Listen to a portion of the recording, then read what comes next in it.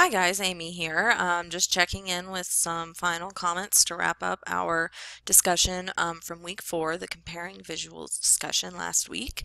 This is going to be posted in the news, but we do have a pretty lengthy week 5 update today. So if it's your first time checking in, make sure that you do scroll down in the news and take a look at all the stuff I have to say here about our Unit 2 assignment and then the things that you need to complete for this week.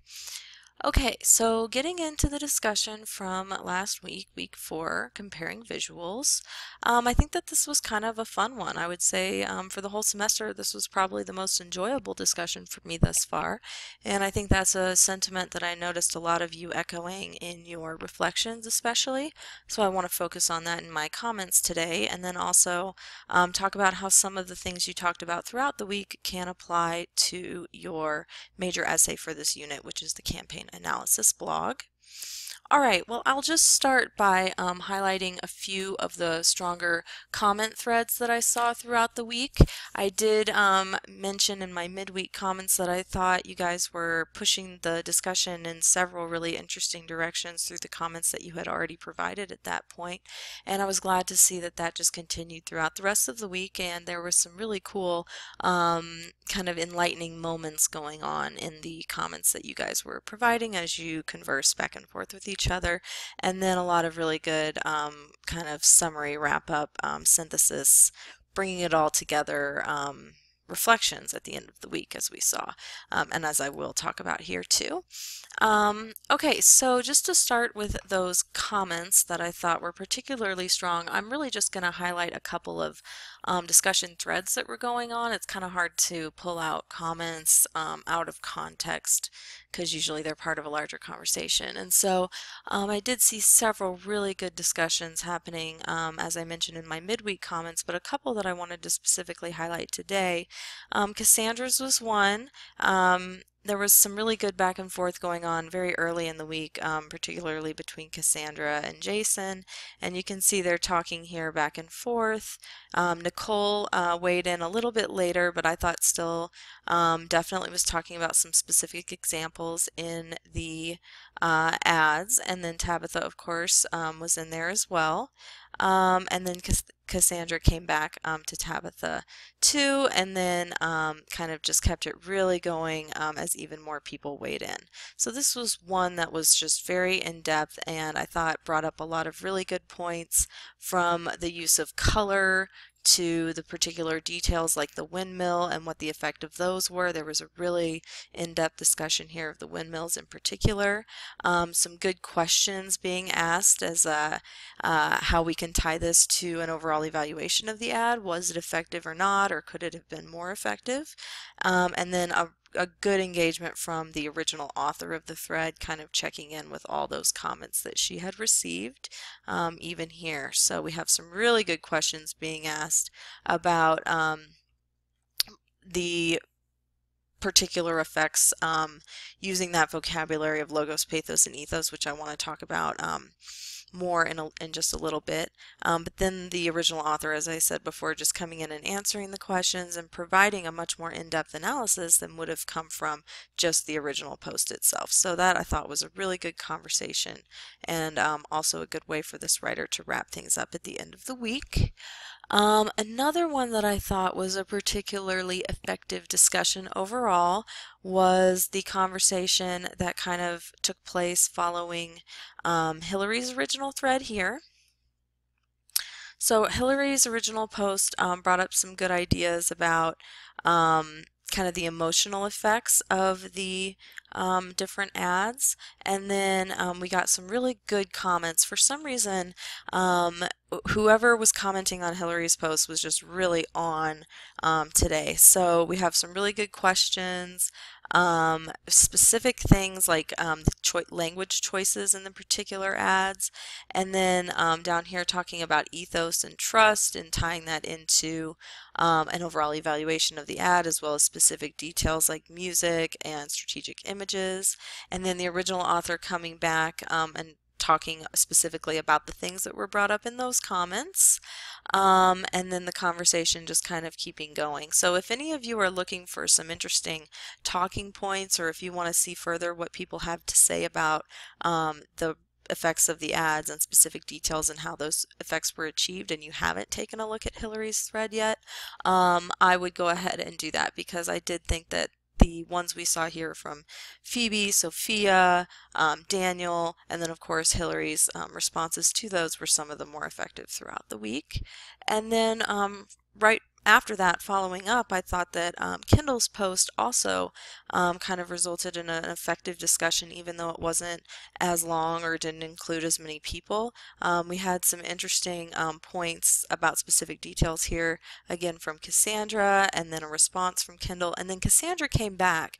So this is really what I love to see when people check in on threads that are not only their original work, but also the threads that they had commented on, to see what, you know, the original author had replied and how they can keep the conversation going there. And then Kendall does have a separate synthesis that kind of reflects for the end of the week and wraps everything up together, that again is separate from her actual reply to Cassandra. So that is kind of the whole structure that I'm looking for. So I thought that was executed effectively here.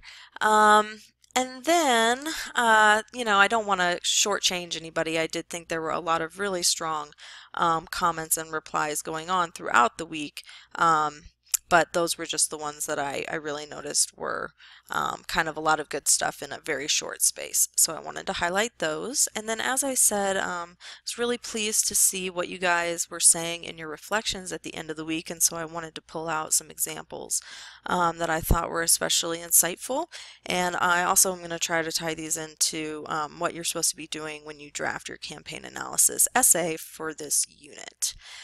So this writer says, I have to say I really enjoyed this homework assignment. I watched each video over 20 times, writing down things that caught my attention in them. I like trying to put myself in the company's angle of vision. Tried to see what they made, the choices that they did for each video. Or excuse me, why they made the choices they did. I felt that I was taking on the role of Don Draper, super genius madman, picking apart every little detail of each video. For instance, in the NRDC video, when they were showing the windmills, I thought to myself, I wonder if they would have been better off making the scene a little brighter and filming it from a lower point of view, pointing the camera up at the windmill, or if they did that, it would it have been too much and come off as too good to be true, clashing it with the rest of the video. Great assignment. I thought everyone had good insights into each video. So I wanted to pull this one out because a lot of you did say you enjoyed the assignment, so that's just good feedback for me. I'll keep it for sure. I enjoyed it. It seems like you guys enjoyed it. I think it's interesting. It's relevant. So I do think I'll keep it, and I'm glad to hear that you guys enjoyed it. Watching them 20 times, I mean, that's really cool for me. I don't think you went back and read those Stephen Johnson articles 20 times probably. Some of you may have, but I would say that's probably the max of what any of you did. And so with a video, it's just kind of interesting how it's different. Maybe it's easier to watch a video than read an article. But really, when you're doing this kind of in-depth analysis and explication of every little detail and what its effects are, it's really important to make sure you have a strong, solid understanding of the text. And so watching it this many times, I don't think is a bad thing at all. I think it's really awesome and good and something that everyone should try to emulate. I really liked what this person had to say, using some of the vocabulary from the text in this unit. So angle of vision and kind of what was their perspective and why did they make the choices they did. Talking about some of those details like camera angle, point of view, color, and even brightness of the shot. Those are the kind of specific details that I want you to use as evidence when you're making points about the various rhetorical choices in your campaign analysis. And of course, I love here the reference to Don Draper, Mad Men. I love that show. But I guess another reason I like this reflection is because I want to point out that one of the big things I want you to take away from this unit, and the reason I do this assignment, is because I think when it comes to composition and English, it's hard to sometimes get students to see how much rhetoric is pervasive in our everyday lives. It is everywhere. It is all around us. All the media that we encounter every day involves rhetoric. And so I do want to get you guys to see that every single little choice in an advertisement is purposeful. There's nothing in these ads that's an accident. It's all there because they're trying to affect you in one of those ways, either logically, emotionally, or ethically. So make sure that you're kind of trying to pick up on those different rhetorical effects as you're looking to the detail level, like what we see here. This person says, I enjoyed this exercise and the feedback from my peers. Some suggestions as well as reading other students' posts made me think more on how I was presenting the material I was viewing and sharing. It gave me an insight on how I might in the future break down the analysis process into steps to fully take in the information so that I may give a reader more depth and detail to what they're reading. Thank you, Kendall. I like how you explained your process, and also thank you to Phoebe for asking me in detail some things that you saw I might be able to expand upon. I like that during the learning process, if we're open-minded, we see that everyone is teaching us something. Thank you. So, this is true, what this person is saying about how you can apply this to the process of writing your analysis. I want you to move in your analysis through the different rhetorical points. This ad makes an appeal to credibility with these three examples. That might be a paragraph. And then the next paragraph might say, this ad also appeals to the audience's emotion with these examples. And that's where those examples are where you can pull in the specific details from the text. This person was mentioning camera angle up here. That could be an emotional effect that is conveyed to the reader through how the subject is filmed. So that could go in a particular paragraph discussing emotional effects or pathos in your analysis. And then at the end of the analysis, you do need to tie it into an overall evaluation of the ad, whether or not you thought it was persuasive. So I think that that also was suggested here. And then of course I always like any comment that talks about, the important suggestions you got from your peers and how open-mindedness can help you learn from each other. That is really good for me to see just as a teacher.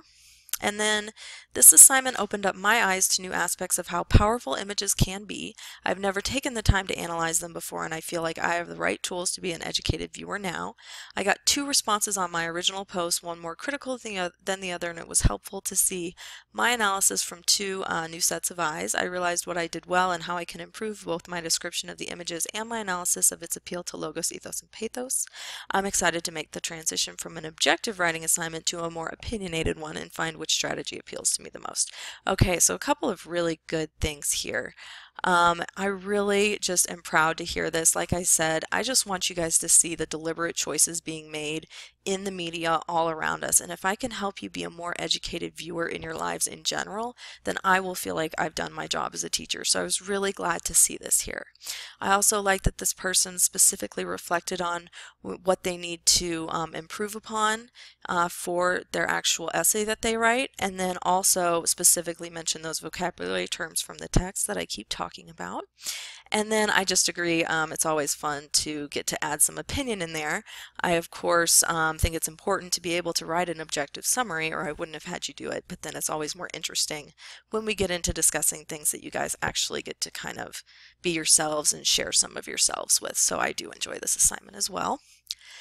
And then this person said, overall, I really liked this discussion topic. I've never really written anything analyzing advertisements before, but I think it's an interesting topic to delve into. Something that I would improve in my original writing piece would be to actually state how each ad uses ethos, pathos, and logos. I touched on these topics, but I did not use the vocabulary. While there is definitely room for improvement in my original writing piece, I think the descriptions of the ads that I were provided were detailed and in-depth, and I'm proud of that. So cool. I like that this person has some things that they felt they did well, as well as some specific things that they want to work to improve upon.